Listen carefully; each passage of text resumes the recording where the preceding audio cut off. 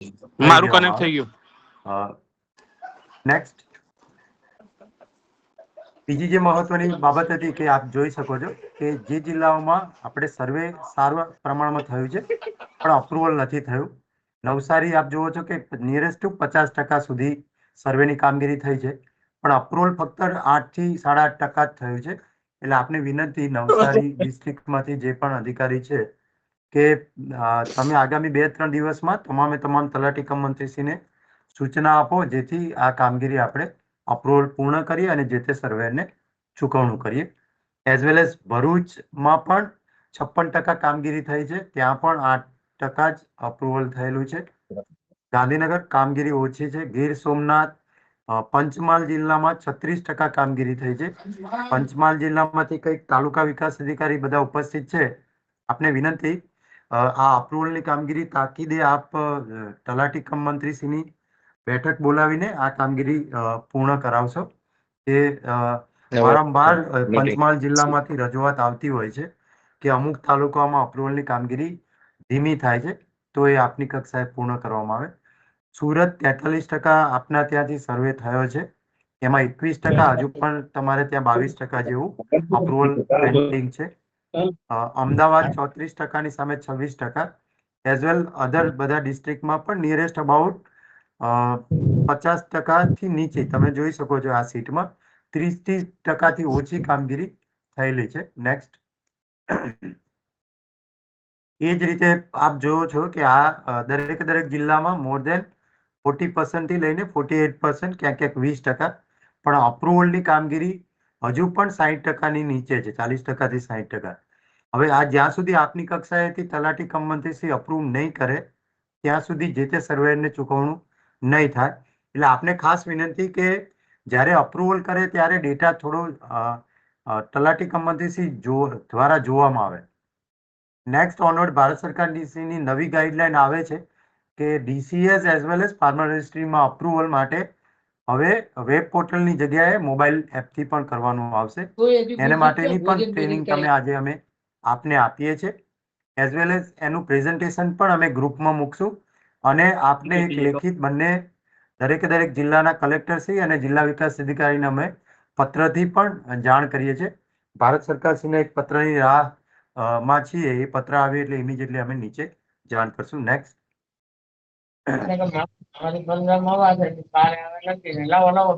બીજા બંધ કરજો માઇક. નેક્સ્ટ ફાર્મર રજિસ્ટ્રીની જે અપ્રુવલ છે, જે કામગીરી આપને ખ્યાલ છે એ મુજબ પ્રાઇમરી અપ્રુવલ તમામ ફાર્મર રજિસ્ટ્રી અંતર્ગત જે પણ ખેડૂતો દ્વારા નોંધણી થઈ છે એનું 100% રજીસ્ટ્રેશન થયેલું છે, એનું અપ્રુવલ તલાટી કમ મંત્રીશ્રીએ 100% અને નાયબ મામલતદારે જ્યાં એમના નેમ મેચ સ્કોર 50થી નીચે હોય એમાં નાયબ મામલતદારે કરવાનું છે. આ કામગીરી માટે મેપિંગ એઝ વેલ એઝ જે પણ કક્ષાએ પેન્ડિંગ છે તો એના માટે આ પ્રેઝન્ટેશનમાં આપને અમે ફરીથી સમજાવશું કે કોઈ પણ સ્ટાફ કે કોઈ નાયબ મામલતદાર યા તલાટી કમ મંત્રી જો બદલી થઈ ગયા હોય તો એમના કિસ્સામાં આપણે મેન્યુઅલ વર્કફ્લો યુઝર મેપિંગ મેનુમાંથી જે તે TCM અને ડેપ્યુટી મામલતદારને અપ્રુવલ જે પણ બાકી હોય એ તમામ ફાર્મર રજિસ્ટ્રેશનનો ડેટા એમને એસાઇન કરી શકશે. અમે આજના પ્રેઝન્ટેશનમાં આજની મિટિંગમાં આપને સમજાવશું પણ ખરા. સાથે બીજી જે મહત્વની ભારત સરકારશ્રીની ગાઈડલાઈન આવી છે કે હવે તમામ ફાર્મર રજિસ્ટ્રેશનનું જે અપ્રુવલ છે, અત્યાર સુધી આપ બધા મોબાઈલથી નહીં પણ કોમ્પ્યુટર પર બેસીને વેબ પોર્ટલથી કરતા હતા. હવેથી એ કમ્પલસરી ભારત સરકારે પોર્ટલ પર આ સુવિધા બંધ કરે છે અને હવે તમામ અપ્રુવલ મોબાઈલ એપથી કરવાનું છે. એટલે આપ બધા આજની ટ્રેનિંગ એકવાર જોઈ લો. આનું પ્રેઝન્ટેશન પણ અમે આજની મિટિંગ બાદ આપને ગ્રુપમાં શેર કરશું. એ જોઈને પછી ક્યાંય પણ કોઈને પ્રશ્ન હોય તો આપ પૂછી શકો છો. એઝ વેલ એઝ એક રાઇટઅપ પણ આપને અમે મોકલીશું. નેક્સ્ટ હવે ડિટેલ પ્રેઝન્ટેશન હું આજના આપ જોઈ શકો છો જે અપ્રુવલ આપણે ફાર્મર કામગીરી ઘણી સારી એવી કરી છે, પણ અપ્રુવલ હજુ બધા ડિસ્ટ્રિક્ટમાં ખૂબ ઓછું છે. એમાં છોટાઉદેપુર, મહેસાણા ફક્ત 2 થી 5% છે. ઇવન પાટણ, કચ્છ, બનાસકાંઠા, દાહોદ, ગાંધીનગર એ 6 થી લઈને 8%ની વચ્ચે છે. અને સાબરકાંઠા, પંચમહાલ અને વડોદરા એ 9 થી 10% છે. એટલે આ બધા અધિકારી મિત્રોને વિનંતી કે ટીડીઓશ્રીએ તમામે તમામ તલાટી કમ મંત્રીશ્રીને કહેવું પડશે, જે અગાઉ તાલીમ આપ્યા મુજબ એમણે અપ્રુવલ કરવાની છે. અને એ અપ્રુવલ થયા બાદ નાયબ મામલતદાર ઈ ધારાએ એ જે તે ફાર્મર રજિસ્ટ્રી માટેનું જ્યાં નેમ સ્કોર 50 થી નીચો હોય એની અપ્રુવલ કરવાની રહેશે. આ બાબતે અમે તમામ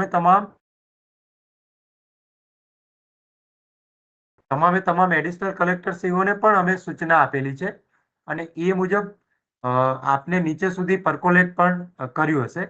અન્ય જે જિલ્લાઓ છે એમાં પણ આપ જોઈ શકો છો કે અમરેલી, બોટાદ, નર્મદા, ખેડા, વલસાડ, નવસારી, રાજકોટ અને દેવભૂમિ ત્યાં 11 થી લઈને 18 એટલે 20%થી ઓછું અપ્રુવલ થાય છે. એઝ વેલ દેવભૂમિ, દ્વારકા, જામનગર, સુરત, ભાવનગર, તાપી ત્યાં પણ 25-26%થી નીચે થયું છે. એટલે આપ બધાને વિનંતી છે કે આ કામગીરી જ્યાં સુધી પૂર્ણ કરીશું નહીં ત્યાં સુધી ખેડૂતનું ફાર્મર નોંધણી પેન્ડિંગ રહેશે. અને હવેથી ભારત સરકાર અને ગુજરાત સરકાર ખેડૂત માટેના કોઈ પણ લાભો માટે ફાર્મર રજિસ્ટ્રી કમ્પલસરી કરી રહી છે. એટલે આપની કક્ષાએથી આગામી સમયમાં કમ્પલસરી આ કેમ્પેન આવશે. એટલે કેમ્પેન આવે પહેલા આપની કક્ષાએથી આ કામગીરી સમયસર પૂર્ણ કરવામાં આવે. અરવલ્લી જિલ્લાને ખૂબ અભિનંદન. એમણે ટોટલ પીએમ કિસાન નોંધણી સામે 60% અપ્રુવલ કર્યું છે. એટલે સમગ્ર જિલ્લાની ટીમને અમે આ તબક્કે એમને અભિનંદન પાઠવીએ છીએ. એઝ વેલ એઝ જે પણ જિલ્લાઓ 25 થી 26 થી લઈને 40%ની નીચે આપ સૌની કામગીરી છે રજીસ્ટ્રેશનની, નોંધણી, અપ્રુવલની, તો આપ બધા આ કામગીરી સમયમર્યાદામાં પૂરી કરશો. હવે આપને ડિટેલ પ્રેઝન્ટેશન ફરીથી અપ્રુવલ અંગેની માર્ગદર્શિકા હું હર્ષદભાઈને વિનંતી કરું કે ડિટેલ આપ સૌને પ્રેઝન્ટ કરે. હર્ષદભાઈ, નેક્સ્ટ. બંને લેવલ આપણે બતાવશું. હર્ષદભાઈ, તલાટી કમ મંત્રી Shri વેરીફાયર 1 e KYC as well as નાયબ મામલતદાર ઈ ધારા, નવા મોબાઈલ એપની સુવિધા બાબતનું અને એને રાઇટઅપ તરીકે પણ આપણે એમને આપશું. Yes Harshadbhai, yes please. Thank you. જેમ બધાને આચાર્ય સરે બ્રીફ કરે એવી રીતે આપણે ટૂંક સમયમાં ભારત સરકાર દ્વારા જે આપણે વેબ પોર્ટલના થ્રુ ફાર્મર રજિસ્ટ્રીના રજિસ્ટર્ડ ખેડૂતોનું જે અપ્રુવલ પ્રોસેસ ચાલતી હતી ને અત્યારે બી આપણે ચાલી રહી છે, એ ટૂંક સમયમાં બંધ થવા જઈ રહી છે. તો એ જ્યારે આપણને પોર્ટલ બંધ થાય અને મોબાઈલ એપ્લિકેશન આપણે કમ્પલસરી ઇમ્પ્લિમેન્ટ થાય પહેલા આપણે મોબાઈલ એપ્લિકેશન અપડેટ કરાવડાવી દીધેલી છે. એપ્લિકેશન પ્લે સ્ટોરમાં આવી ગઈ છે, એની ઇન્ફોર્મેશન આપી દઈશ આપનું. તો હવે જે આપણે રજિસ્ટ્રેશનની અપ્રુવલની પ્રોસેસ છે મોબાઈલ એપ્લિકેશનના દ્વારા કરવામાં આવશે. મોબાઈલ એપ્લિકેશનમાં રજિસ્ટ્રેશન કરવા માટે આપણે પાસે 3 સ્ટેપ્સ છે. પહેલું જે સ્ટેપ્સ આવશે એ આપણે મોબાઈલ એપ્લિકેશન્સમાં ઈ કેવાયસી ઓથેન્ટિકેશન કરવું પડશે. બરાબર છે. ઈ કેવાયસી ઓથેન્ટિકેશન કરવા માટેની પ્રોસેસ છે. સૌથી પહેલું સ્ટેપ એવું છે કે આપણે જે એપ્લિકેશન આપને આપવામાં આવે છે એ એપ્લિકેશનમાં આપને જે તલાટીશ્રીનું કાં તો નાયબ મામલતદારશ્રીનું જે બી આપનું આઈડી છે, જે અત્યારે આપણે વેબ પોર્ટલમાં યુઝ કરી રહ્યા છીએ, એ જ આઈડી દ્વારા તમારે લોગિન કરવાનું છે. એ લોગિન કર્યા પછી તમને મેનુ જે અસાઇન કરેલા છે એ મેનુ દેખાશે. બરાબર. એ મેનુમાં જે વેરીફાય અથવા અપ્રૂવ ફાર્મર ડિટેલ્સ ઉપર જે ઓપ્શન્સ દેખાય છે, બરાબર, તો એ વેરીફાય અથવા અપ્રૂવ ફાર્મર ડિટેલ્સ ઉપર ક્લિક કરશો. તો જ્યારે તમે સૌથી પહેલી વાર ક્લિક કરશો, સૌથી પહેલી વાર લોગિન કરીને કરશો, તો તરત તમને એક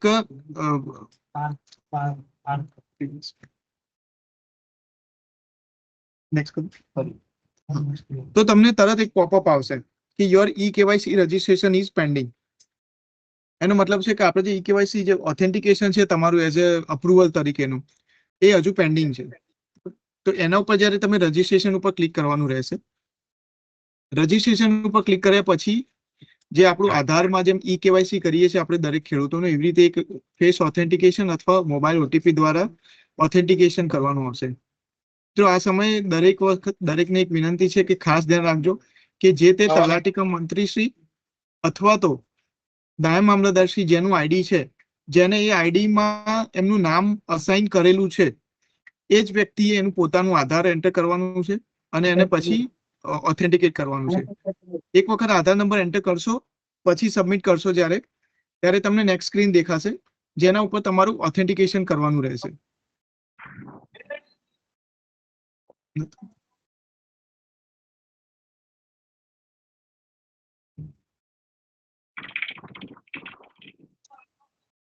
જ્યારે એક વખત આધાર નંબર એન્ટર કર્યા પછી જ્યારે સબમિટ કરો છો તો આપણે ખેડૂતની જેમ એક વખત ઓટીપી કાં તો તમારા રજિસ્ટર મોબાઈલ નંબરમાં ઓટીપી આવશે, જો ઓટીપી સિલેક્ટ કર્યું હશે તો, અને જો ફેસ વોચ સિલેક્ટ કર્યું હશે તો આમાં જેમ તમને સ્ક્રીન ઉપર દેખાય છે એવી રીતે ફેશિયલ રેકોગ્નિશન તમારું થશે. બરાબર, એક વખત ફેશિયલ રેકોગ્નિશન અથવા ઓટીપી સક્સેસ થશે પછી એક તમને સક્સેસનો મેસેજ આવી જશે. સક્સેસનો મેસેજ આવ્યા પછી એક તમને મેન્યુઅલ ઉપર ડાબી બાજુ જેમ ઇમેજમાં દેખાય છે કેપ્ચર ફોટો, બરાબર, એમાં કેપ્ચર ફોટો કરીને એક મેન્યુઅલ ફોટો લેવાનો થશે. જ્યારે પણ કેપ્ચર ફોટો ઉપર ક્લિક કરશો તો પોપઅપમાં તમને જો એપ્લિકેશનને કેમેરા એક્સેસ કરવા માટેનું રિક્વેસ્ટ આવશે. જો ઓલરેડી એક્સેસ અલાઉ કરેલું હશે તો નહીં આવે, જો એક્સેસ અલાઉ નથી કર્યું તો પછી તમને કેમેરા એક્સેસ કરવા માટેની રિક્વેસ્ટ આવશે. અને એક વખત તમે રિક્વેસ્ટ એક્સેપ્ટ કરી દીધી પછી તમારું કેમેરાની જે મોબાઈલમાં જે કેમેરા એપ્લિકેશન છે એના દ્વારા તમારે પોતાનો ફોટો લેવાનો છે. હવે આ જે પ્રોસેસ છે એમાં બે વસ્તુ ખાસ મોનિટર થશે કે આધારમાં જે તમારો ફોટો છે, આધાર જે વ્યક્તિનું છે એ વ્યક્તિનો આ ફોટો આપણે લઈ રહ્યા છીએ, બરાબર. એક વખત ફોટો લેવાનો છે, ફોટો ક્લિક કરશો એટલે પછી એ સબમિટ થશે અને પછી તમને મેસેજ આવશે કે please wait until your photo is approved, બરાબર. પછી જ્યારે તમે ઓકે કરો છો, ફોટો સબમિટ થાય છે આપનો, એના પછી ઈ કેવાયસી અપ્રુવલની પ્રોસેસ છે. તો મેં જેમ સ્ટાર્ટિંગમાં કીધું હતું કે આ આખી પ્રોસેસ છે 3 સ્ટેપમાં છે. તો આમાં જે પહેલું સ્ટેપ હતું એ આપણું પૂરું થયું, જેમાં તલાટી કમ મંત્રીશ્રી અથવા નાયબ મામલતદારશ્રીએ પોતાના લોગિન આઈડી પાસવર્ડ દ્વારા એપ્લિકેશનમાં લોગિન કરવાનું છે. વેરીફાઈ અપ્રુવલ ઉપર ક્લિક કરીશું એટલે આધાર નંબર એન્ટર કરવાનો છે પોતાનો. આધાર નંબર એન્ટર કરશો પછી તમારું ફેશિયલ અથવા ઓટીપી રેકોગ્નિશન થશે. એ થયા પછી તમારે સેલ્ફનો કેમેરામાંથી મોબાઈલમાંથી જે કેમેરા છે એનાથી પોતાનો ફોટો લેવાનો છે અને આપણે સબમિટ કરવાનું છે. મોબાઈલ એપ્લિકેશનમાં આપનું જે આ પહેલું સ્ટેપ છે એ પૂરું થાય છે, બરાબર. હવે ઓથેન્ટિકેશન કરવાની જે પ્રોસેસ છે તો આપણે જે તાલુકા લેવલ ઉપર મામલતદારશ્રીને આઈડી આપેલું છે એમએપી વાળું, જેમાંથી દરેક આઈડીના મેપિંગ, રીઅસાઇનમેન્ટ, વિલેજ મેપિંગ બધી એક્ટિવિટી થાય છે. એ આઈડીમાંથી ઓથેન્ટિકેશન આપવાની પ્રોસેસ છે, બરાબર. તો અત્યારે જેમ સ્ક્રીન ઉપર હું દેખાશે તમને કે તમારા જે મામલતદારશ્રીનું લોગિન આઈડી છે એનાથી લોગિન કરવાનું છે. એ લોગિન કરશો એટલે તમને અત્યારે એક મેનુ આજ સાંજ સુધીમાં અસાઇન થઈ જશે, જે સ્ક્રીન ઉપર દેખાશે આપને, જેમાં ફાર્મર રજિસ્ટ્રી વર્કફ્લો જે છે એ વર્કફ્લોની અંદર લેફ્ટ સાઈડ પર જે નીચે સૌથી નીચે બતાવ્યું છે ઈ કેવાયસી ઓથ મેનેજમેન્ટ, બરાબર. ઈ કેવાયસી ઓથ મેનેજમેન્ટની ઉપર ક્લિક કરવાનું રહેશે. ઈ કેવાયસી ઓથ મેનેજમેન્ટ ઉપર જ્યારે ક્લિક કરશો તો અત્યારે જેમ આ સ્ક્રીન ઉપર દેખાય છે એવી રીતે બધી તમને અરજીઓ દેખાશે, બરાબર. તમને એ બધી અરજી દેખાય છે, એમાં અત્યારે હાલ જેમ સ્ટેટસ પેન્ડિંગ છે, બરાબર. હવે આમાંથી કોઈ પણ એક અરજી, આ બધી અરજીઓ જે છે એ બધી અરજી તલાટી કમ મંત્રીશ્રી અથવા નાયબ મામલતદારશ્રીએ ફેશિયલ ઓથેન્ટિકેશન કરેલી છે એ અરજી છે. ઓકે, હાલો, એ જાવ. જંગવણી છે, બળદોઈની છે. તો હાલો, હવે એ અરજી ઉપર આઈ ઉપર તમે જ્યારે ક્લિક કરો છો, એ આઈ ઉપર ક્લિક કરશો એટલે એના બંને ફોટોઝ આપને દેખાશે, બરાબર. જે ઈ કેવાયસી ઓથેન્ટિકેશનમાં જેમને આધારમાં જે ફોટો છે એ અને મોબાઈલમાં કેમેરા થ્રુ જે અમને ફોટો લીધો છે એ ફોટો, બરાબર. એ બંને ફોટો તમને વ્યૂ થશે, જે એક સ્ક્રીનમાં તમને ડિસ્પ્લે થશે અત્યારે. હવે આ જ્યારે ડિસ્પ્લે થાય છે ત્યારે જે બી અપ્રુવિંગ ઓથોરિટી છે આપણા મામલતદારશ્રીના લોગિનમાં આપણે જોઈએ છે તો ત્યારે એ વસ્તુ ચેક કરવાનું છે કે બંને ફોટો સેમ છે. સેમ એટલે ડિફરન્સ હોઈ શકે, જ્યારે આધાર કાર્ડ આવી વખતે થોડોક ફોટો અલગ હોય, ચશ્મા હોય ના હોય, અત્યારે અલગ ફોટો આવતો હોય, બટ બંને એક જ વ્યક્તિ છે એ જ કન્ફર્મ કર્યા પછી અપ્રૂવ ઉપર ક્લિક કરવાનું છે. એક વખતે અપ્રૂવ ઉપર ક્લિક કરશો એટલે એ અરજી તમારી અપ્રૂવ થઈ ગઈ કહેવાય. તો આ થાય છે આપણું સેકન્ડ સ્ટેપ, બરાબર, કે જેમાં આપણે ઈ કેવાયસી જે રજીસ્ટ્રેશન થયું, જેમ અહીંયા સ્ક્રીન ઉપર દેખાય છે કે પેન્ડિંગની જગ્યાએ હવે અપ્રૂવ થઈ ગયું, બરાબર. હવે ત્રીજું સ્ટેપ જે મેં કીધું, બરાબર. હવે થર્ડ સ્ટેપ જે આપણે આવે છે, લોગિન નથી થતું. થર્ડ સ્ટેપ આપણું આવે છે તલાટીશ્રી દ્વારા અપ્રુવલ કરવાની પ્રોસેસ. તલાટી કમ મંત્રીશ્રી અથવા તો નાયબ મામલતદારશ્રી દ્વારા અપ્રુવલ કરવાની પ્રોસેસ. જેમ તમને સ્ક્રીનમાં દેખાય છે કે એક વખત તમે જે લોગિન કર્યું હતું એમાં વેરીફાઈ અથવા અપ્રુવલ ઉપર ક્લિક કર્યું હતું ત્યારે તમને મેસેજ આવ્યો હતો કે તમારું ઈ કેવાયસી કરો, બરાબર. હવે એ અત્યારે અપ્રૂવ થઈ ગયું છે. અપ્રૂવ થઈ ગયું છે તો હવે જ્યારે તમે ક્લિક કરશો વેરીફાઈ અથવા અપ્રૂવ ફાર્મર ડિટેલ્સ, તો આપણે સીધું ડ્રોપડાઉનમાં જે આપણે ગામ અસાઇન કરેલા છે એ ગામ આપશે, બરાબર. એ ગામ સિલેક્ટ કરવી પછી વ્યૂ પેન્ડિંગ આઇટમ્સ ઉપર ક્લિક કરવાનું છે. તમે જ્યારે વ્યૂ પેન્ડિંગ આઇટમ્સ ઉપર ક્લિક કરશો એટલે તમારી આઈડીમાં જે બી ખેડૂતના રજીસ્ટ્રેશન થયેલા છે અને એ ખેડૂતોનું રજીસ્ટ્રેશન જે પેન્ડિંગ બતાવે છે એ લિસ્ટ આખું આવી જશે, બરાબર. હવે જેમ અત્યારે આ એપ્લિકેશન જે વેબ પોર્ટલમાં તમારે ઘણી વખત ઇસ્યુ થાય છે કે એપ્લિકેશન લોડ થવામાં વાર લાગે છે કે અરજીઓ વારે ઘડીએ 100 ડેટા જનરેટ ડેટા કરવી પડે છે. તો મોબાઈલ એપ્લિકેશનમાં આ ઇસ્યુ નહીં રહે. તમને n નંબર ઓફ એપ્લિકેશન્સ બધી અહીંયા બતાવશે. પ્લસ તમે કોઈ બી પર્ટિક્યુલર એનરોલમેન્ટ નંબરથી ઉપર સર્ચ બી કરી શકો છો કે ધારો કે કોઈ ખેડૂતનો કેસ ચેક કરવો હોય કાં તો કોઈનું પેન્ડિંગ છે એવું કેસ હોય તો ઉપર સર્ચ કરી શકો છો. વ્યૂ પર ક્લિક કરશો એટલે ખેડૂતની બેઝિક ડિટેલ જે છે એ આવી જશે, એમનું નામ, બરાબર, એમની જે આધારમાં ડિટેલ છે એ ડિટેલ કર્યા પછી જ્યારે તમે નેક્સ્ટ ઉપર ક્લિક કરશો એટલે તમને જે લેન્ડ રેકોર્ડ્સમાં જે ડિટેલ છે એ ડિટેલ્સ વ્યૂ થશે. લેન્ડ રેકોર્ડ્સમાં ડિટેલ્સ મતલબ આપણે જે નેમ સ્કોર ચેક કરતા હતા લેન્ડ ડિટેલ્સ વાળો, એ ડિટેલ્સમાં વ્યૂ થશે, બરાબર, કે જેમાં આપણને નેમ સ્કોર બી નીચે આપને દેખાશે. જેમ અત્યારે આ જોઈએ છે તો નેમ સ્કોર 49 છે. હવે અહીંયા એક આપણી જોડે ઓપ્શન છે લેન્ડ રેકોર્ડ ડિલીટ કરવાનો. માન લો ઉપર જે નંબર ઓફ લેન્ડ્સ બતાવે છે 1 છે, ધારો કે ત્યાં 3 કે 4 લેન્ડ હોય તો તમે નેક્સ્ટ કરીને એને વ્યૂ કરી શકશો. હવે એકાદ લેન્ડ એવી છે કે ધારો કે એ પર્ટિક્યુલર ખેડૂતની નથી અને બીજા ખેડૂતની સિલેક્ટ કરી દીધી છે ભૂલથી, અથવા તો આપને ખ્યાલ છે કે આ સર્વે નંબર સેમ નામ છે પણ એ બીજા ખેડૂતનો છે, બરાબર. અથવા તો એવું છે કે કોઈ એક ખાતું છે પણ એમાં બીજા ભાઈનું નામ છે, તો તમે એ પર્ટિક્યુલર જમીનને ઉપર ડિલીટનું બટન છે એના ઉપરથી ડિલીટ ઉપર ક્લિક કરશો તો જમણી બાજુ જેમ દેખાય છે એવી રીતે તમને એક રીઝન પૂછશે કે આ ડિલીટ કરવાનું રીઝન શું, બરાબર. તો એમાં ઓલરેડી પ્રી ડિફાઇન આપણે આપેલા જ છે, તો એમાંથી તમે સિલેક્ટ કરીને એને ડિલીટ કરી શકો છો. અગર ડિલીટ નથી કરવું, બધી ડિટેલ્સ એની ઓકે છે, તો લેફ્ટ સાઈડ પર નીચે જેમ જોવો છો નેક્સ્ટનો એક ઓપ્શન છે, એ નેક્સ્ટ ઉપર ક્લિક કરશો. નેક્સ્ટ કર્યા પછી તમને ડ્રોપડાઉનમાં અપ્રૂવડ અથવા રિજેક્ટનો ઓપ્શન દેખાશે. અપ્રૂવડ અથવા રિજેક્ટનો ઓપ્શન તમે સિલેક્ટ કરો છો, બરાબર. જો અપ્રૂવડ છે તો અપ્રૂવ અને રિજેક્ટ કરો છો તો કમેન્ટ સાથે. એ અપ્રૂવ કર્યા પછી જ્યારે તમે સબમિટ કરો છો એટલે એમાં રિમાર્ક્સ જો રિજેક્ટ હશે તો કમ્પલસરી રિમાર્ક્સ એન્ટર કરવાના છે, અપ્રૂવડ હશે તો તમે ડાયરેક્ટ સબમિટ કરી શકો છો. પછી જ્યારે સબમિટ કરો છો ત્યારે ફરીથી એક વખતે આધાર આપનું ઓલરેડી રજીસ્ટર છે તો એનું સીધું આપને ફેશિયલ ઓથેન્ટિકેશન આવશે, બરાબર. જેવું ફેશિયલ ઓથેન્ટિકેશન આવે છે તમે તમારા ફેશિયલ ઓથેન્ટિકેશન કરીને પછી આગળ સક્સેસ થઈ જાય છે તો ફાર્મર ડિટેલ્સ અપડેટેડ સક્સેસફુલી, મતલબ એ અપ્રૂવ થઈ ગઈ છે એવું મેસેજ આવી જશે, બરાબર. હવે આ વખતે ખાસ ધ્યાન રાખવાનું છે કે જેમ અત્યારે આ ફેશિયલ વાળું મેં તમને બતાવ્યું એ દરેક વખતે નહીં આવે. જે લાસ્ટ ઓપ્શન જે છે ફેશિયલ ઓથેન્ટિકેશન, કારણ કે એ ફ્રોડ કેસીસ ના થાય કાં તો પર્ટિક્યુલર જે ઓથોરિટી છે એ જ અપ્રૂવ કરી રહ્યા છે, એ પર્પઝથી આ સેન્ટ્રલ ગવર્મેન્ટ તરફથી ઇમ્પ્લિમેન્ટ કરવામાં આવ્યું છે. તો એ રેન્ડમ બેઝિસ ઉપર આવશે, બરાબર. મે બી એવું થઈ શકે 2 અરજીઓ અપ્રૂવ કર્યા પછી બી આવી શકે, 1 અરજી કર્યા પછી બી આવી શકે, 5-6 અરજી કર્યા પછી બી આવી શકે, મતલબ એ રેન્ડમલી આપના ફેશિયલ ઓથેન્ટિકેશન માટે રિક્વેસ્ટ આવશે.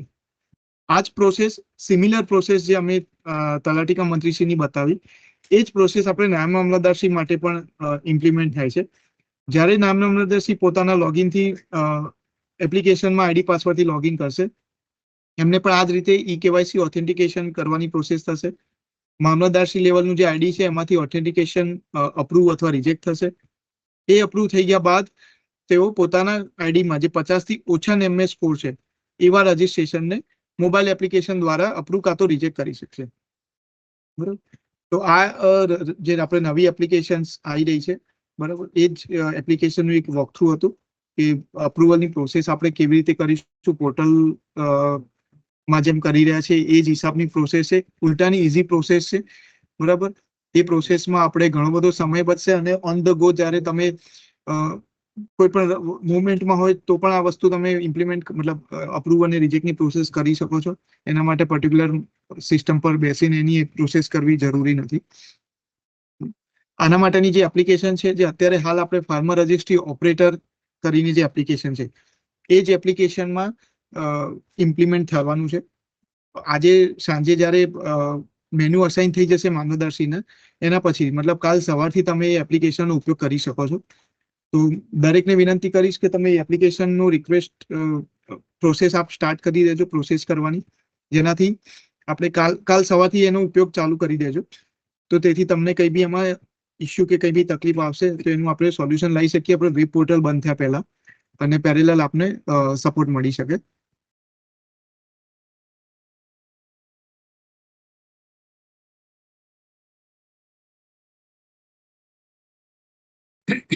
તો આપણે આ લેવલે પ્રેઝન્ટેશન હું ક્લોઝ કરું છું. બટ જેમ મેં કીધું કે આપણે 3 સ્ટેપ છે. સૌથી પહેલું સ્ટેપ છે આપણે ઈ-કેવાયસી ઓથેન્ટિકેશન માટે આપણે દરેકને રિક્વેસ્ટ કરવાની છે. હા બોલો.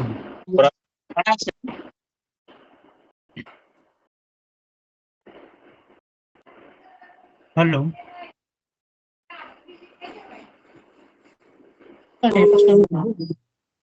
હા બોલો બોલો, હેલો. આપનો અવાજ આવે છે. હલો, આવે છે અવાજ? મામલતદાર ગોંડલના કઈ પ્રશ્ન? આપણે એક પછી એક બોલશું તો શું છે, એકબીજાને ક્રોસ નહીં થાય. જાનવડ ગ્રામ પંચાયતમાંથી કોઈ છે જે આપ ખોલી શકો?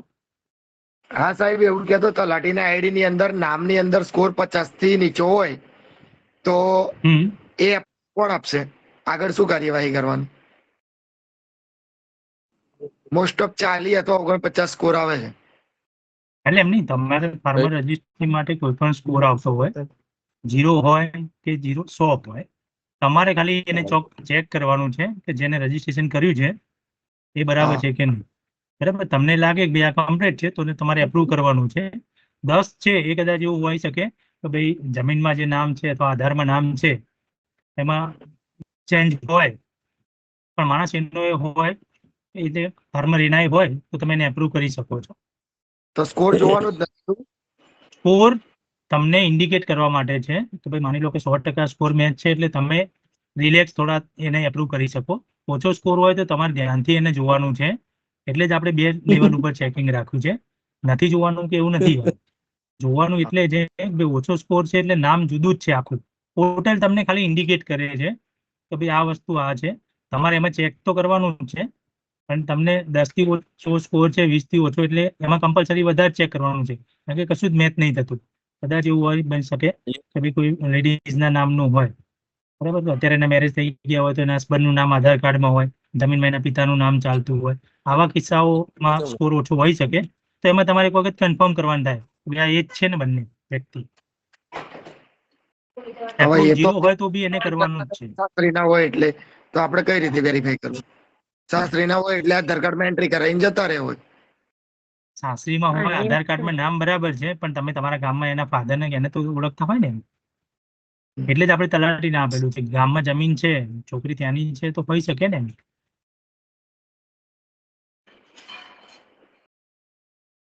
અઘરું છે.